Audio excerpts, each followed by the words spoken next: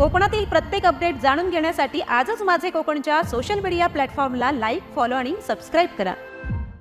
नवीन पनवेल येथील जनार्दन भगत शिक्षण प्रसारक संस्थेच्या चांगू काना ठाकूर माध्यमिक व उच्च माध्यमिक विद्यालयाच्या वार्षिक क्रीडा महोत्सवाचे नुकतेच उत्साहात उद्घाटन झाले। शालेय विद्यार्थी पालक संघाचे उपाध्यक्ष तुषार जाधव पाचलकर यांच्या हस्ते या क्रीडा स्पर्धेचे दीपप्रज्वलन करून उद्घाटन करण्यात आले।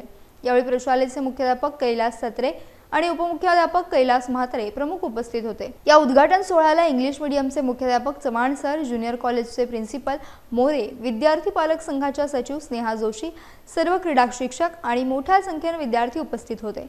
आठवडाभर चालणाऱ्या या क्रीडा महोत्सवात विद्यार्थ्यांसाठी विविध क्रीडा स्पर्धांचं आयोजन करण्यात आलं। यात गोळाफेक, बुद्धिबळ, लांबोडी यांच्यासारख्या वैयक्तिक खेळांचा समावेश आहे, तर रस्सीखेच आणि डॉजबॉल यांच्यासारख्या सांघिक खेळांचा देखील रोमांच अनुभवायला मिळणार आहे।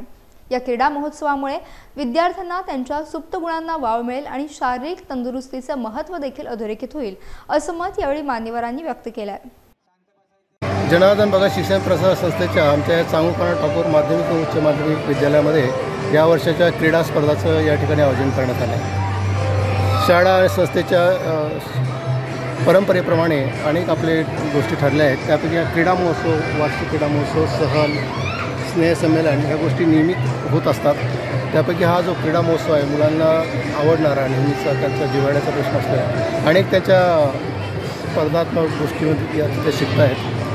त्यांच्या खेळाडूंना प्रोत्साहन मिळावे यासाठी हा क्रीडा महोत्सव एक आठवडाभर चालणार आहे। यामध्ये सर्व विद्यार्थी वेगवेगळ्या विविध क्रीडा प्रकारात भाग घेत आहेत आणि हा अशा प्रकारे छानपैकी मुलांचा आवडीचा विषय आहे।